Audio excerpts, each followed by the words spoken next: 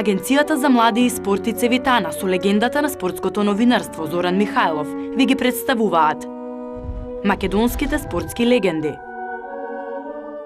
Еден од плејадата битолски фудбалери кои го афирмира фудбалот на својот град и на нашата држава секако е Ѓорги Христов.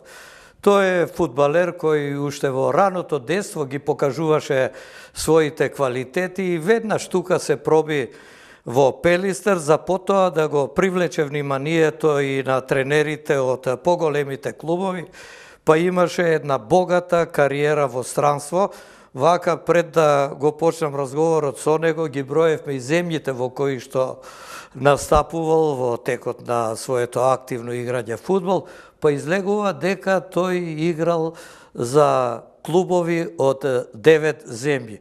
Но како изгледа неговата кариера, како се движал низ тие клубови и како впрочем почнал да игра фудбал, ќе слушнеме од него. Гоце, добро дојде во емисијата посветена на македонските спортски легенди. Вака ми е драго што ќе разговарам со тебе, зашто те знам уште од тие младински денови кога почна да ги тресеш мрежите на противничките екипи и кога го сврте вниманието кон себе. И ги знам оние моменти кога се реши да ја напуштиш Битола и да заиграш за Партизан, екипа која што во Македонија пак имаше и денеска има голем број симпатизери, па така некако останува дека ти и Благој Статов сте главните македонски ведети, така да речам, што настапувале за Партизан. Вака како Вовет, еве за тебе, да кажем дека беше и репрезентативец на Македонија откако се осамостои нашата држава и дека одигра 48 надпревари за националниот тим, постигна 16 голови и си втор стрелец во тимот по Горан Пандев. Сега, за да се стигне до тие резултати, каков беше твојот пат и како се развиваше како фудбалер за почетоците?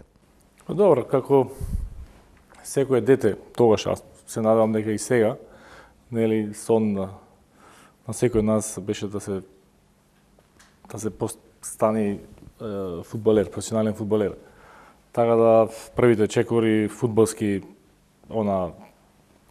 што би рекле, што денес најмногу на сите нас ни фали, е таа игра на улица, пред зграда, зад зграда, во школо. Нормално, како што кажавте и самите, мој матичен прв клуб беше Пелистер. Се до 18 годишна возраст, кога преминав и за Стрејќа го потпишав првиот професионален договор со фудбалскиот клуб Партизан. Мислам дека една многу важна и доста исправна одлука со потпишувањето во тој клуб, бидејќи многу добро знаеме дека и пред тоа и после тоа дека Партизан заедно со Звезда, нели, од таа бивша Динамо, Хајдук, четворка беше идеална средина за еден млад фудбалер, за да она што сум го имал како талент, да можам тоа да го усовршам, да го манифестираш и на терен, не само да остане талентот. Ти заигра во Пелистер и тогаш сите млади фудбалери во Македонија мечтаеа да дојдат во Вардар или евентуално во некој тим од големата четворка. Ти го прескокна Вардар, отиде директно во големата четворка. Многу мина тогаш вака со сомнеш гледа, вика дали ќе успее, бидејќи беше млад, немаше ни колку, 18-19 години, кога отиде во Партизан. И многумина мислеа дека ќе се загубиш во таа конкуренција остра, меѓутоа не беше така. Но пред да продолжиме за Партизан и првите денови таму игрите, да ни кажеш нешто за Пелистер, со кој тренер почна, кој беше тренерот на сениорите и да не подсетиш на некој од играчите од тоа време.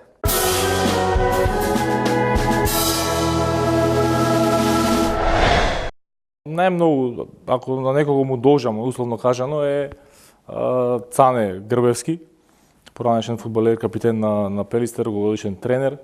На некој начин, неколку години тој ми беше тренер во тие пионерски, кадетски, младински екипи на Пелистер.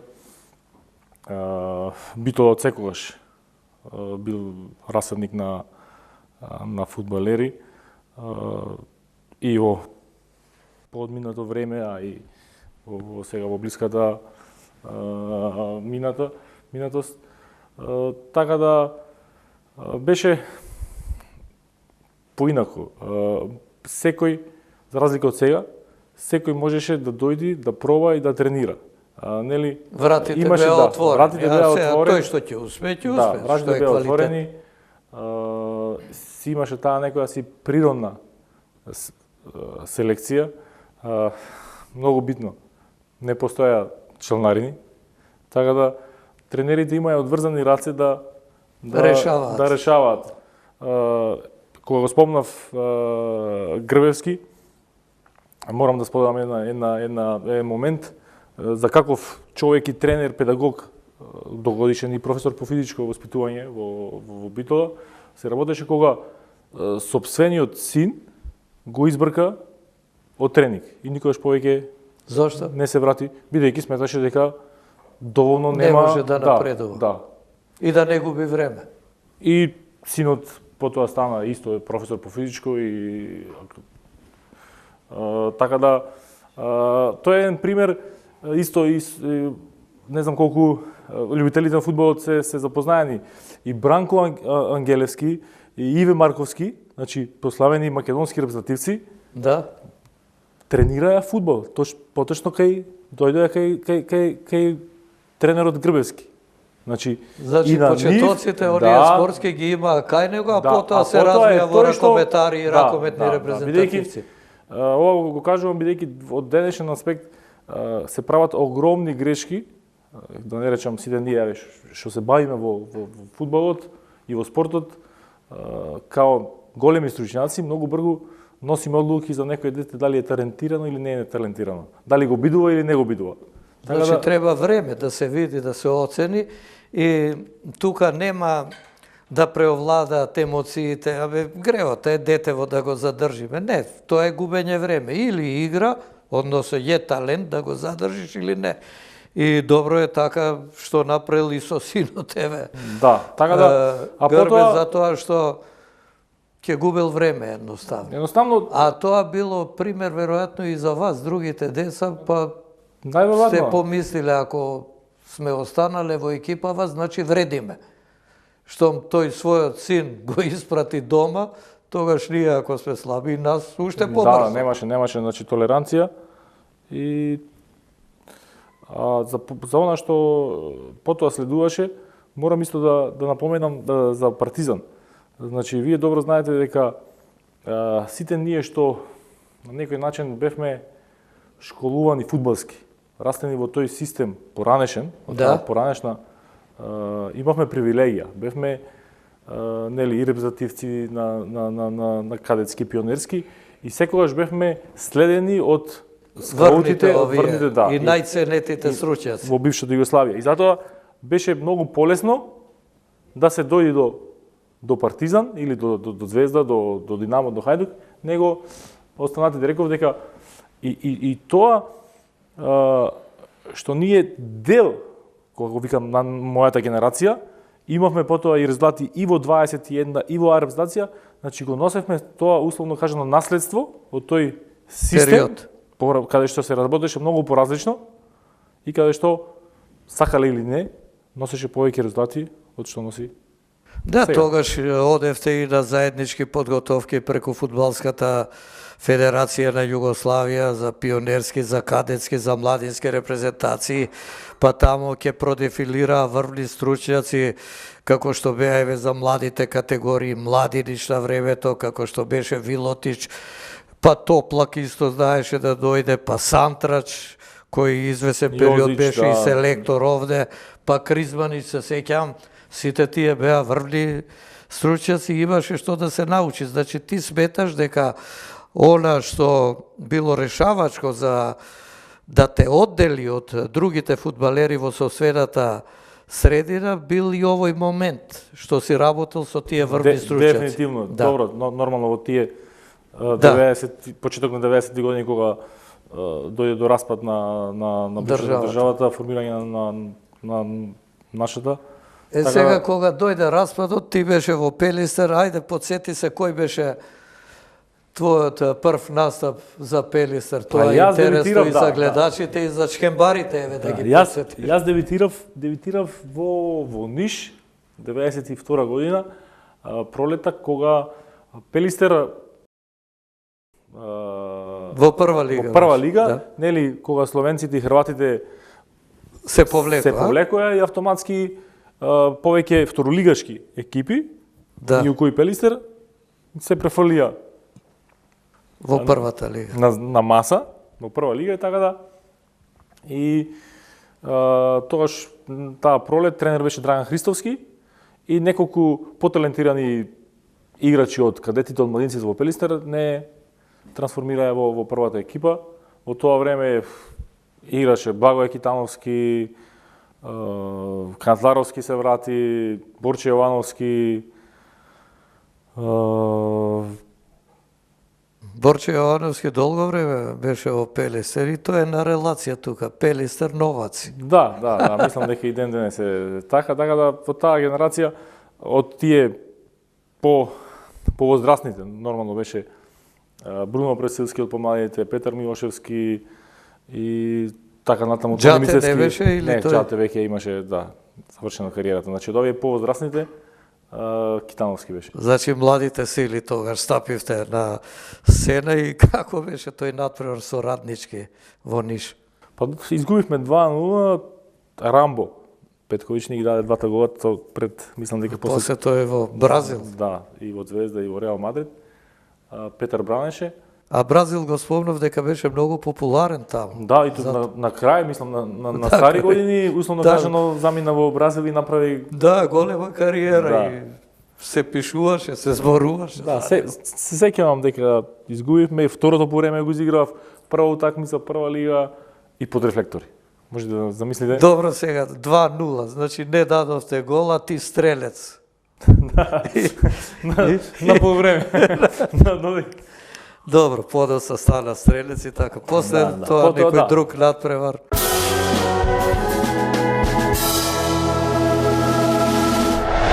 И од 92 есента веќе почна Пелистер, нормално се формираше првата наша македонска фудбалска лига и тренер беше Кире Груевски, прво потоа Зоран Смилевски, така да во наредните 2 години, 92 до 94, јас тогаш имам 16 години, кога дебитирав и мај, ако не се сеќавам, дебитирав 17 мај,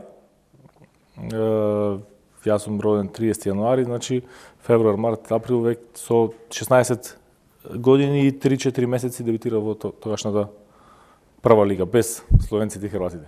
Излегува дека си најмлад играч што си заиграл за првиот тим во еден прволигашки надпревар. Па не знам точно сега како е, да. Обично малку беа тие меѓу 16 и 17 години што настапува и веднаш стандардно игра.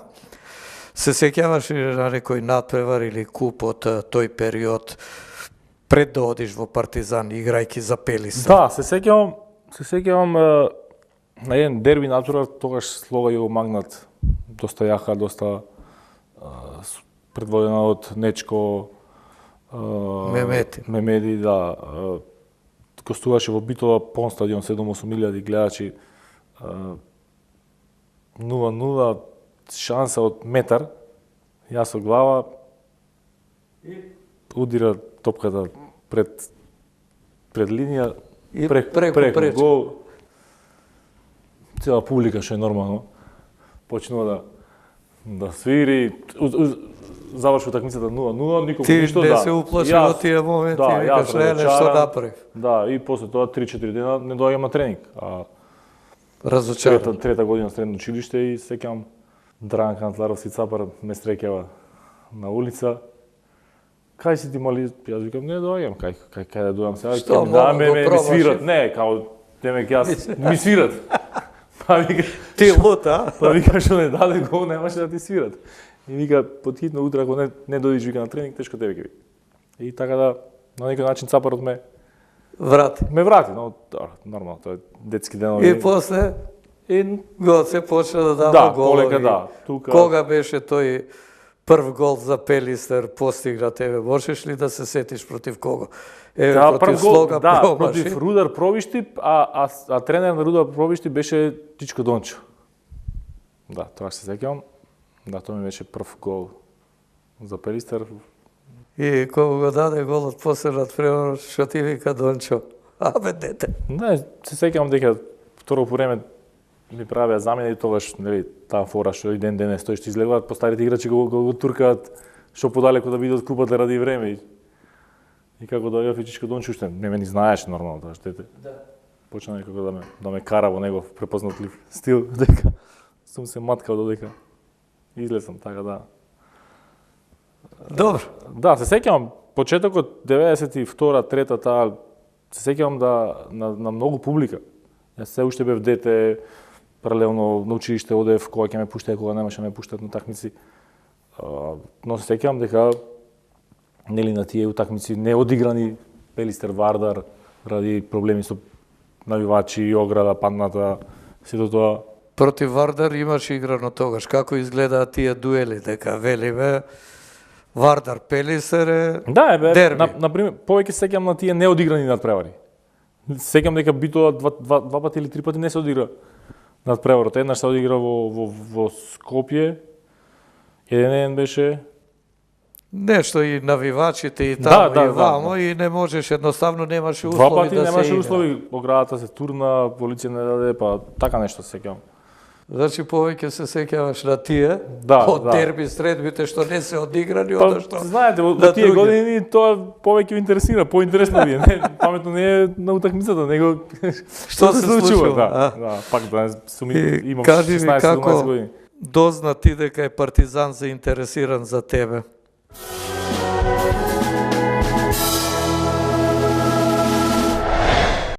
Летото 94-та бевме на припреми, млада репрезентација до 20 година, предводена од Чичко Јово Никушев, во Самоков припреми, а репрезентација беше во Охрид.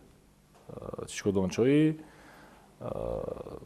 сојузен капитен беше Часлав Божиновски, нонстоп ни доаѓаше тука нормално заедно беа и Ковачев, А тие што Коче беа Димитровски, да. тренери, И доста да. едно-две недели во Самоков направивме едни добри припреми, околу 30-40 репрезентативци, тука потенцијални. И се сеќавам дека во тоа време доаѓаше некој човек што секој ден ми носеше кошница со овоши. Еве, поздрав. Да си касните нешто. Јас бев во соба со Здравевски и со Кире Стериов. Исто од тоа и како деца се чудевме.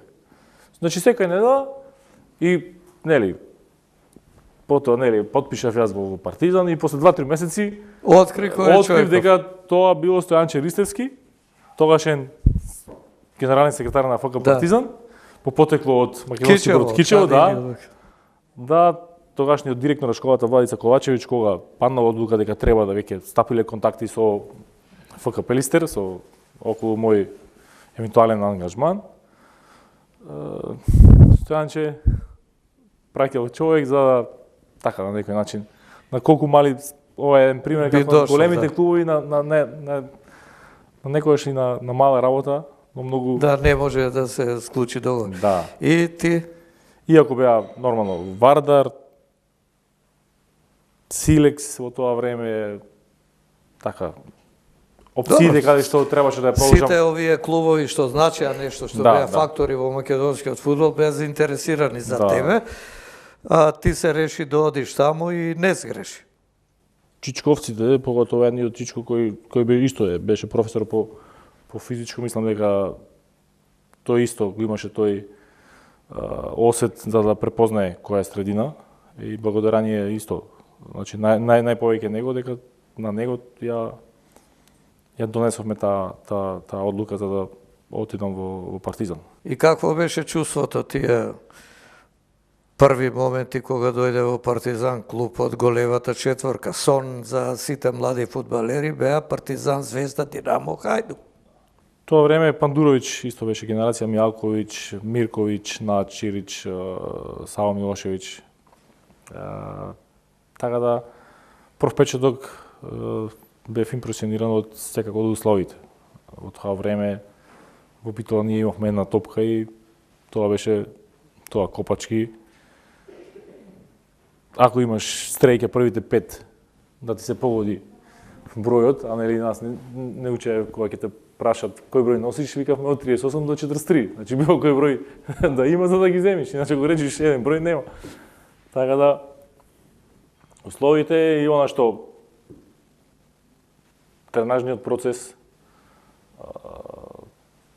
Разлика имаше, да, исхраната, многу работи. Комплетна грижа за фудбалерот, поготово за млад. вас помладите. Да, млад, а од друга страна па ја нема таа огромна разлика од нели прво јазичната бариера, пак сличен менталитет, сме живееле во иста држава, пријатели, роднини, така да. Да, од прилика знаеше ти на што ќе Да, наидеш. и затоа јас себе и ден денес кога давам совети на играчи во клубот и надвор од клубот со родители и со менаџери, викам дека е идеално да за млад наш играч ако се одлучува да ја напушти нашата држава, да оди тука во комши.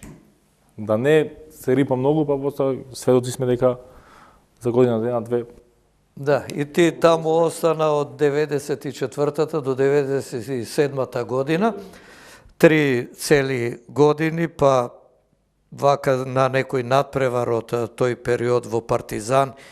И со кој играч вака најмногу ти одеше таа соработка на теренот, зашто и ти тамо се прослави како голгетер и како врвен стрелец, за да бидеш тоа мора да имаш соработка, да те хранат играчите со топки за да може да реализираш, макар што има ситуации кога сам ќе се избориш, одиш во акција, постигнуваш гол. Видете, во големи клубови се знае пред време. Значи, во Партизан 90% се знаеше кои играчи следното лето ќе направат трансфер. И се беше прилагодено и се си имаше ред. Не можеше било кој да дојди, колку да е тој подобар, колку да кошта повеќе, да скокни, да го земи редот на некој што веќе чека. Така да, тоа беше една феноменална стратегија на Партизан и понатаму години додека беа и Зечевиќ и Бековиќ и Стојанче, тој тандем, тројка, што би рекол јас, функционираше безпрекорно. Има визија, знаеја што треба и како треба. Да, се знаеше. И играчите се знае што ги чека за година, и првата година беше прилагодување на новата средина. Втората година изборување на тој статус на првотимец, на Звезда, условно кажано клубот, и веќе третата припрема, бидејќи договорот трае на 4 години, нели четвртата е секогаш да блеснеш таа трета не, ризична, година, за да може да одиш надвор. Така да паралелно и најповеќе во игра тука се сложува со Начи Чирич, тие беа позади мене, доста интелигентни играчи, технички дотерани. Чирич поготово, потоа нели потпиша во Барселона. И ми беше многу полесно да играм, бидејќи вниманието секогаш беше према Чирич. А јас бев тој пред него, така да доста добро го користев тоа што секогаш повеќе се плашеа од Чирич него кога прв пат го искористи тоа, првиот погодок за Партизан? Првиот го дадов уште првата сезона, нормално во Нови Сад против Вojvodina. 3-3 или 4-4 заврши такмицата. Но реков, таа прва година беше само играш, не играш и кога играш најдобро, следната те нема. Значи тоа е исто многу интересен момент кога психолошки не делуваше тоа на тебе? На мене да, но знаеш дека така треба да е. Луѓето што работеа во клубот знаат дека на тие години тешко е да се остане нормален. доаѓам од една мала средина во еден голем клуб каде што одма даваш гол и стануваш миленик на навивачите, штампата, журнал Спорт Белградски, Темпо, одма Те величат. И нормално е да дете од 18 години не остане нормален. Да. Ако се продолжи во тоа темпо. Да, И и затоа- леташ во звезди и може Да, кариерата да тргне и затоа- во друга насока. Јас се сеќавам куп се исредани во град, давам хет-трик. Во среда, во сабота, не сум ни на клупа. И се чудиш, вика, што е ово?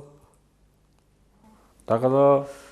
пак Значи е- малку да те спуштат, Да. па после пак Така е, топло-ладно. да, а сега, кај нас, поготово, затоа викам, многу интересна средина за млади играчи. Не само за играчи, јас и понатаму ова што го работам и ден денес, многу работи научив во тој период. Пример како еден клуб треба да функционира. Да води грижа Да. за Значи- своите значи, играчи, разговараме за посебно нешто- младите. Пред 20 години. Но овие се работи што Ама тоа важи и за денеска, без оглед. денес пред уште време. повеќе, мислам дека во Да, денешно време педагогијата е таа, мислам. Овие 3 гола, хет-трикот го спомена, а кој надпревар вака најмногу па се ти остана Да, во секако сеќавање? Дали дуелите со Звезда? Да. Одиграв 7-8 дерби на превари.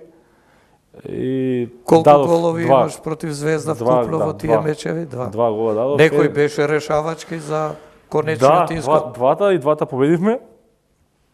И на ЈНА и на Маракана. И те славеа. Да, беше Навивачите, поготово вика, добро е вториот Битолчанецов не извади. Поготово вториот гол, овој првиот на ЈНА на Маракана 3-1 победивме. Милоевиќ бранеше со лева од 16, многу убав гол. А овој па на ЈНА беше уште по не толку убав него баш на што викаме ние сладок. Се сеќавам дека го дадов, може и да не беше регуларен, што му судија да го призна, додека живиот зид Јефтич бранеше, го местеше живиот зид, мене Томич, Иван Томич, само ми ја чепна и јас на празен гол. Додека тие веќе А јас бев овие на... се гледат кој каде да се намеси. Да, топка, веќе јас бев на ограда на југ и да беше нерегуларен, кој судија можеше пред 40-50 илјади да поништи. Тогаш на свој терен Да, играт. а се сеќавам Баба Рогич судеше, така да, нели, тоа и се секогаш се знаат кој судија за кого навија. Да, се знае. Така да, Може и тоа е- тој чекаше ваква Да, ситуација да. И да пак ја дае речам. Партизан гол. додека се расправа, додека месеше, јас веќе бев на ограда на југ. Славев со навивачите. Па ај нека го поништи гол. Да, така да. Тогаш победивме 2-0, а прва кога дадов на Маракана 3-1.